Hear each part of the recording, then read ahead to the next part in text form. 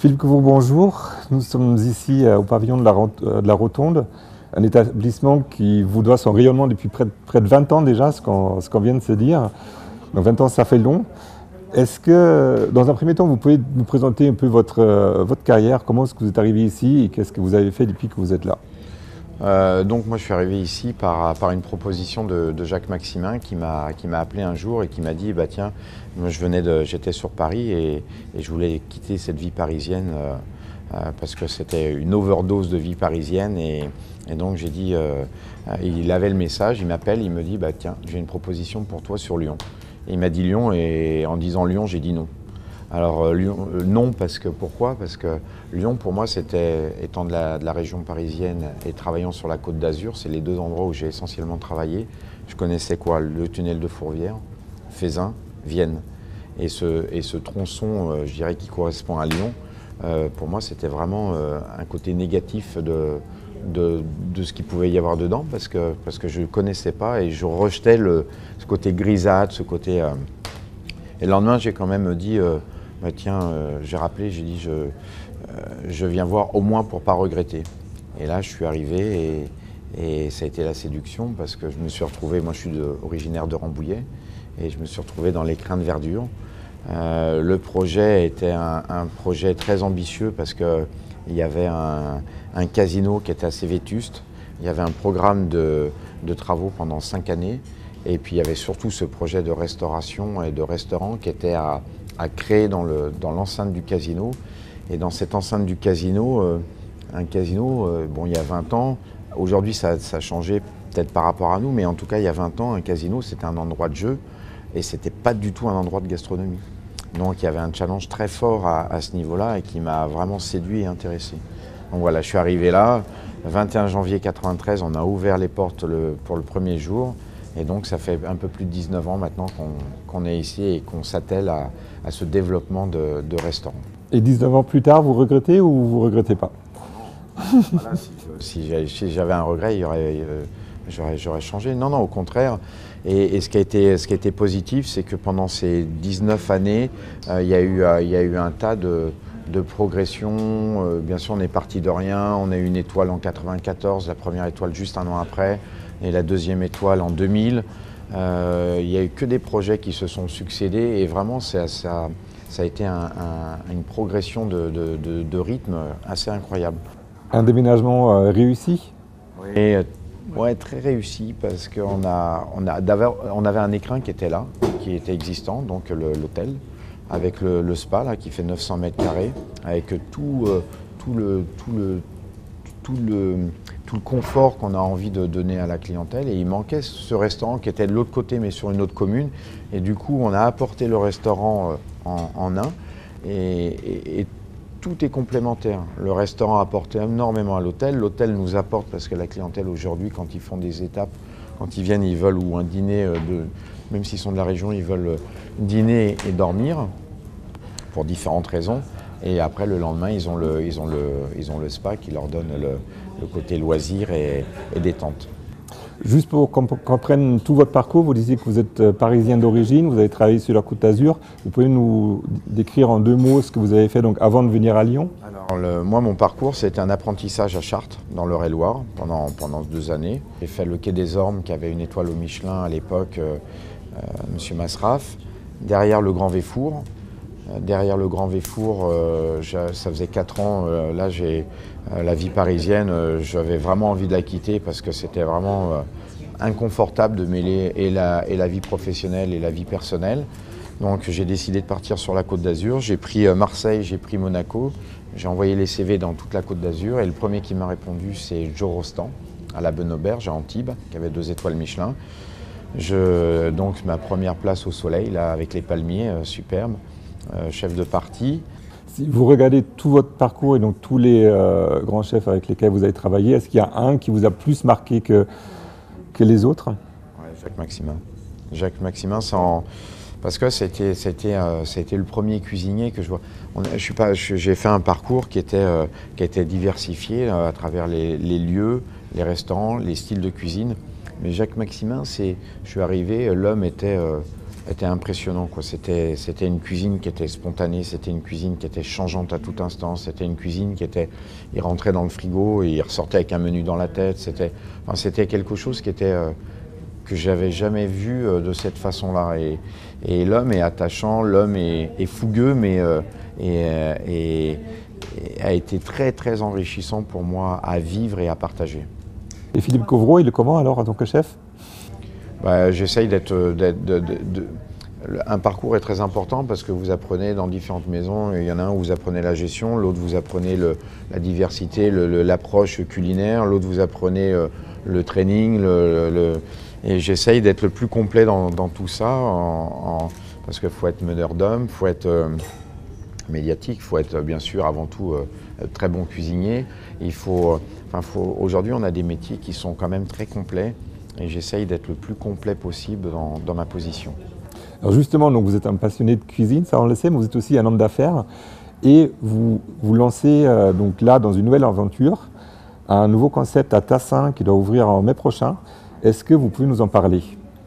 Alors d'abord c'est un projet que j'ai en tête depuis très longtemps, d'ouvrir un bistrot ou d'ouvrir une brasserie. Et puis en regardant depuis un bon moment, je n'avais jamais trouvé le lieu, l'endroit, le site, le volume.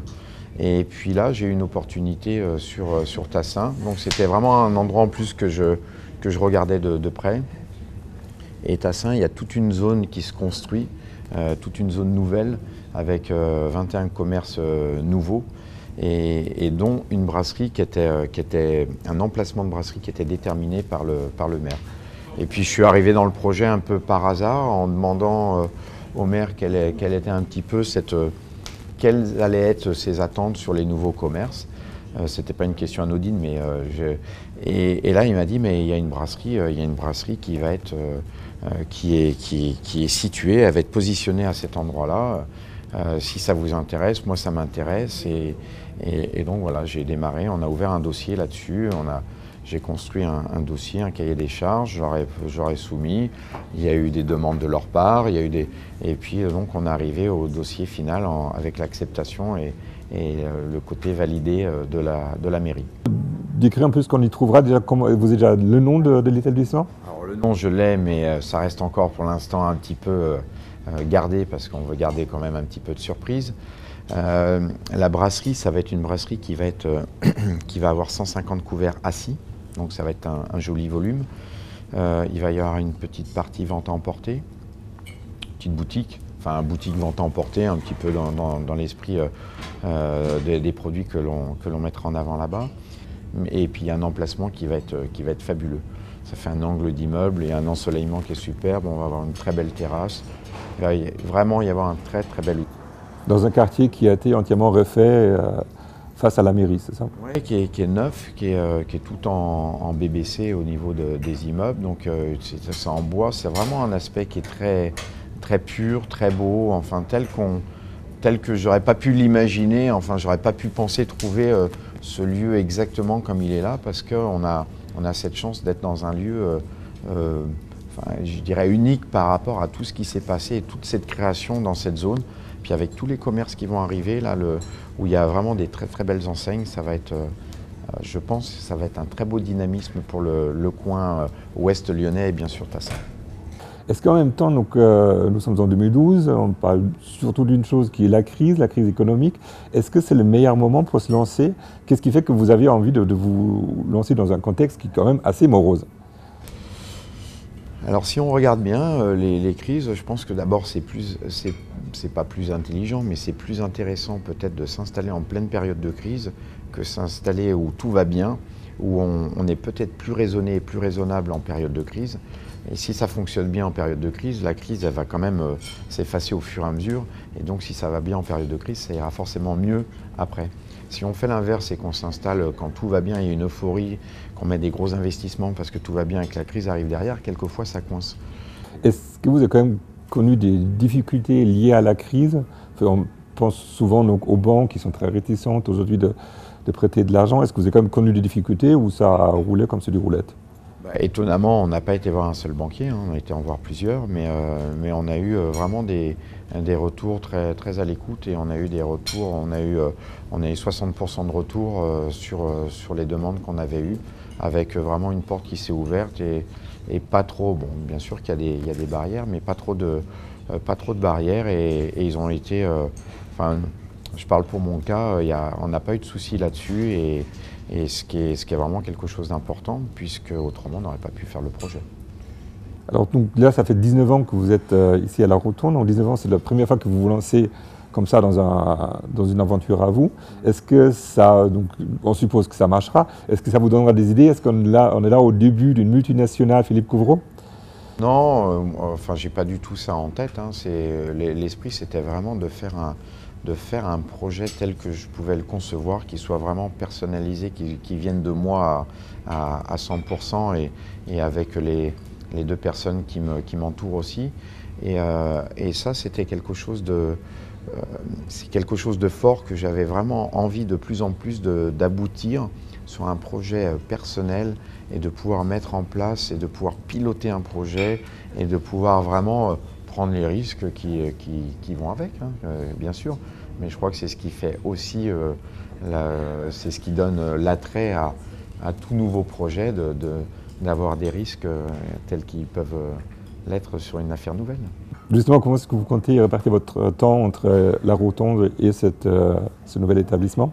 Mon temps va être à 100% consacré ici, comme il l'a été, enfin à 80% comme il est jusque-là attitré et attaché au pavillon de La Rotonde. Ça ne changera rien à mon fonctionnement, à mon travail. Par contre, en parallèle, je mets une équipe en place avec des anciens de la maison, donc surtout sur l'encadrement, de façon à pouvoir être serein parce que ce qui est important, c'est d'avoir les équipes, hein, bien sûr, le travail, enfin tout ce qu'on aura mis en amont est la partie, est le lien et la base. Et après, la deuxième chose, c'est de mettre le personnel qui correspond en cuisine et en salle sur l'accueil et sur la régularité de la cuisine. Donc ça, c'est les 3 points forts à ne pas négliger. Mais ce qui ne changera donc rien à mon fonctionnement ici, au développement et à la concentration pour la suite du travail de ce restaurant. Dernière question, donc justement pour votre travail ici, quels sont les projets à court, moyen ou long terme pour La Rotonde?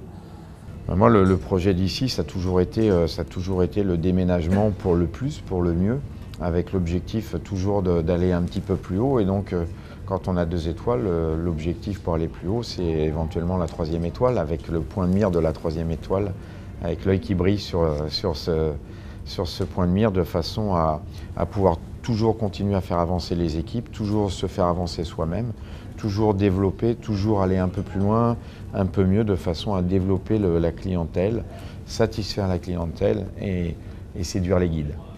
Très bien, merci beaucoup. Merci à vous. Est-ce que du coup, quand Philippe vous a présenté son projet de brasserie dont tu nous as parlé tout à l'heure à Tassin, est-ce que c'est une annonce qui vous a surpris? Oui, dans l'esprit, et non dans l'autre côté, parce que tous les grands chefs maintenant, des chefs étoilés, ont envie d'ouvrir leur propre maison, mais pas en côté gastronomie, mais en côté brasserie, pour faire découvrir à un plus large public une cuisine, sa cuisine, et essayer de partager un moindre coût, parce que quand même, quand vous venez manger à La Rotonde, c'est quand même un coût, c'est pas pour tous les budgets, et de donner une amplitude sur une clientèle plus large sur le côté brasserie. Est-ce que vous pensez que c'est un concept qui peut être porteur? Oui, parce que je connais bien son projet, je lui donne des petits coups de main, autant sur la déco que même sur le côté personnel, quoi. On travaille ensemble depuis 19 ans, donc automatiquement, si vous voulez, on est complices. Et je pense que ça peut apporter quelque chose encore une fois à Lyon, parce que même si Tassin-Lyon, c'est à la périphérie, mais je pense qu'on peut apporter encore quelque chose. Alors je pense que cette complicité, justement, vous n'avez pas fait que de donner des coups de main, donc il a dû vous solliciter sur pas mal d'aspects. On sait que vous êtes un passionné de la décoration. Est-ce qu'il vous a sollicité sur l'aspect décoration? Est-ce que vous avez travaillé un peu avec les architectes? Oui, il y a eu l'architecte Hervé Moreau qui a un cabinet très sympathique, et ils sont de bons conseils. Après, voilà, on a une sensibilité personnalité, je connais les goûts de Philippe, je sais comment les gérer, donc oui, j'interviens régulièrement sur son projet. Qu'on découvrira donc début mai. Début mai, au beau jour, avec une belle terrasse, un lieu où, un joli lieu de convivial où les gens vont pouvoir, je pense qu'ils vont vraiment se sentir bien. Quelque chose que Philippe a envie, quoi. Je pense que c'est l'endroit où on va vouloir aller autant en famille qu'un côté business, voilà. Ça va être là un petit peu la balade de l'ouest de Lyon, d'aller dire tiens, on va sortir de Lyon pour aller manger, et de profiter d'une belle terrasse, de profiter d'un endroit sympathique. Et surtout à l'arrivée des beaux jours, à l'arrivée du soleil, des soirées qui se rallongent, donc début mai, dans le quartier de la mairie à Tassin. C'est ça, voilà. Merci beaucoup. Merci à vous en tous les cas.